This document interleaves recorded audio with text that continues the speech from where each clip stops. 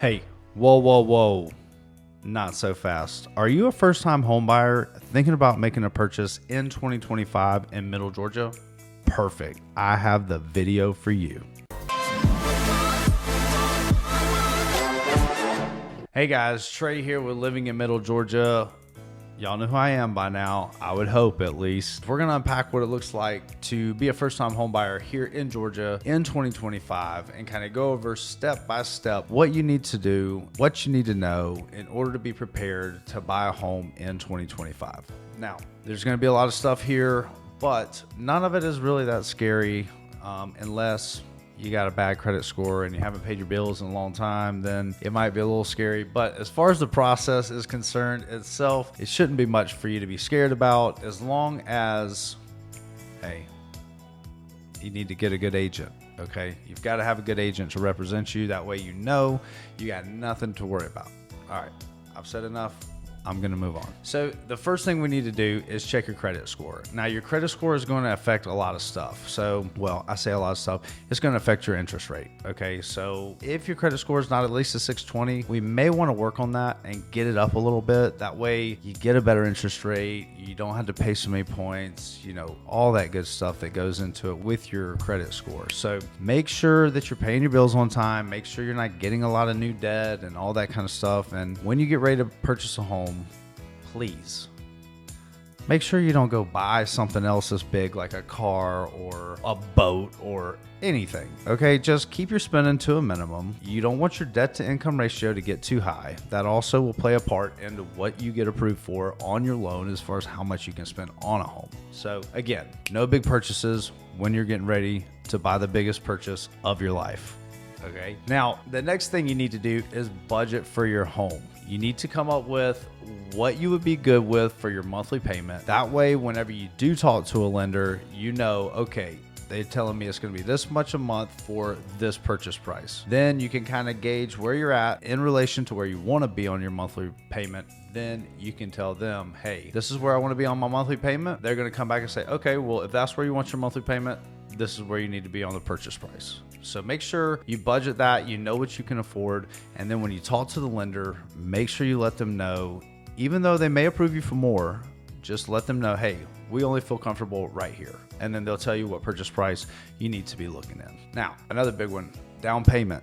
So unless you're getting a VA loan or USDA, and sometimes they have some zero down conventional options if you've got astronomical credit and everything is perfect, the stars align right and all that good stuff. So, but if you're not using a VA loan or USDA, then you need to be prepared to have a down payment. Now there is Georgia Dream, which helps with that, but you do pay for it on the back end.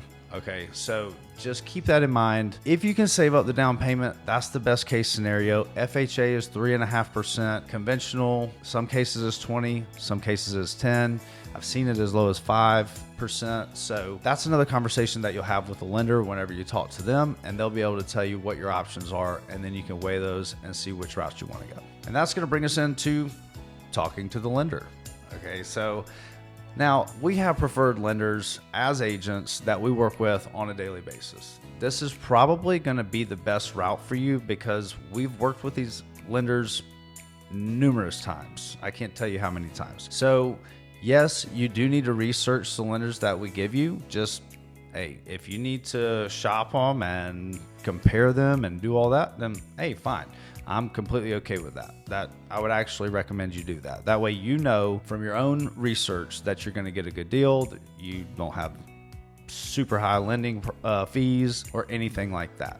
Now, when you do talk to the lender and you decide which one you're going to go with, you need to make sure that you have all the documents that they're going to want. They're probably going to ask you for tax returns and check stubs and bank statements and stuff like that. So if you want to streamline the process, then have those things accessible so when they do ask you for them, they're not waiting around days for you to get it to them. And then you know for sure, hey, I'm pre-approved, not pre-qualified. All right, so the difference there, pre-qualified, not as good to a seller because you haven't submitted any documents. Nothing has been verified. They're basically just going off of what you've told them. So pre-approval carries more weight with a seller. So do that so you have that pre-approval. So when you submit an offer, it's a strong offer and you don't have to worry about anything. Now, I kind of went over the mortgage the types of mortgages, but just to clarify, you've got USDA, which you can only do that in certain parts of the city, well, outside of the city. VA, conventional, FHA, and then some lenders will do a bank statement loan. So that's a whole nother video. Okay, so we'll get into that later. And now let's just kind of go into the house hunting process. What you're gonna do once you talk to the lender, get that pre-approval, get with me and say, hey, we are ready to look at some homes. The first thing I'm gonna tell you is to make a list of must-haves versus the nice to haves. Now, what I mean by this is, what do you have to have in that home that if it doesn't have that, we're out, okay? Now, the nice to haves are those wants, you know, not necessarily needs, but wants that if it has it, great. If it doesn't, then we'd still be interested. So make sure you have that list. And of course, I'm going to tell you to make sure that you work with a realtor, all right, a good one. Do some research, check the reviews, talk to past clients, make sure that whoever you pick, if it's not me, that's fine. Whoever you pick, make sure it's a good fit for you and they're going to take care of you and have your interests above their own. All right, that's all I'm going to say on that. We're going to just move on. Now, one thing you can do when you are looking for a home is go to some open houses. Now, if you're my client, then I would rather go with you, just walk you through the home, because if you have any questions, then I can answer them, and then the other agents can attend to people who do not have an agent with them. So that's just my take on it. You're free to go to an open house anytime you want to. If you were my client, I would rather go with you so I can be there, answer your questions, and make sure that you're taken care of. That's pretty much it. So now we're gonna move into, let's say we've looked at houses, you've found one that you want. We're gonna jump right into making an offer. We need to make a competitive offer. Now, obviously, this is going to depend on the market and what's going on. Is it a seller's market? Is it a buyer's market? All that kind of stuff. And we just need to take into account all of that, come up with a solid offer, one that's not $50,000 low. I mean, no, let's be real. That's like a 1 in a million chance that a seller is going to take your 50 grand low offer and go with it, especially if it's been on the market for 2 days and they've only had 6 showings. It's not going to happen. Okay, so come up with a reasonable offer. Okay, and then we can submit that. And then once we submit that, I can go to work. All right, this is where I break those legs. Okay, and I go to negotiating for you, and we get you the best deal possible. Now, it's going to be some back and forth, I'm sure. So you submit your offer, they counter. If they don't counter and they accept it, great. We're off to the races. If not, then we have to sit down, talk about it again, see what you're good with, and send it back. And then we just do that until everybody's good with it. Now, once we do that, we are actually officially under contract once everybody signs that document. Okay, once we get that, we're gonna get your home inspection done. I typically schedule it for my clients unless they have one that they want to use, then, or really they tell me which one they want to use. I'll schedule it, I'll coordinate it, I'll let them in, they do the inspection report, we get it back. You and I will sit down, go over it, and then if there are any repairs that you want to ask for, we will write up an amendment, send it over to them, and then this is a negotiation piece again.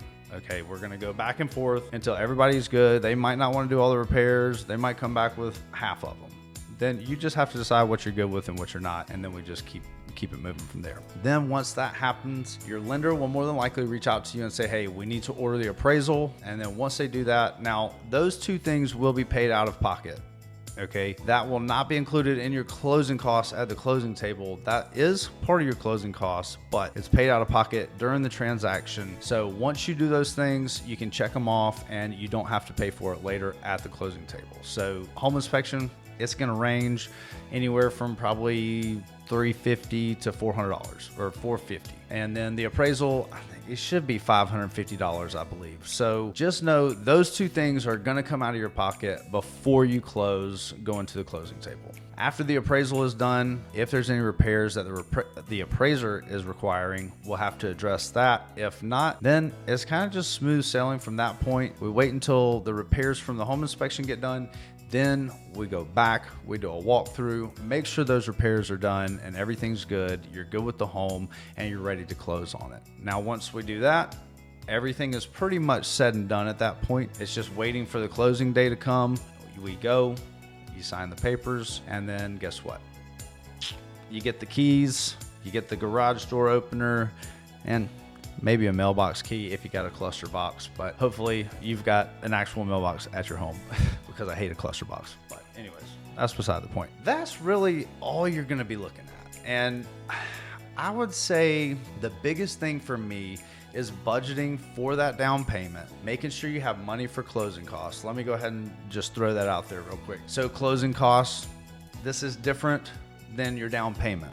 Okay, this is on top of your down payment. Now, what I typically tell my clients is to plan for about 4% of the purchase price. And yes, that's on the high side, but again, I've said it in other videos, I would rather tell my clients a little more so they're prepared versus telling them less and you needing more when you get to the closing table. Nobody likes that. So just prepare for that. Now, that is something that you can negotiate in your offer.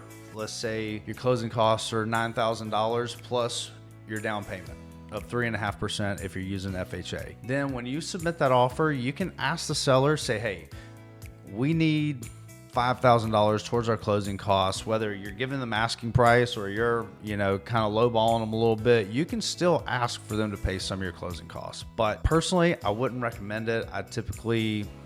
I would say you need to be closer to the asking price if you're going to ask for those closing costs, but that is your prerogative. You are the buyer and I will do whatever you want to do. That would just be my suggestion. So make sure you budget for the down payment, budget for your closing costs. I would say make sure you have everything to cover that.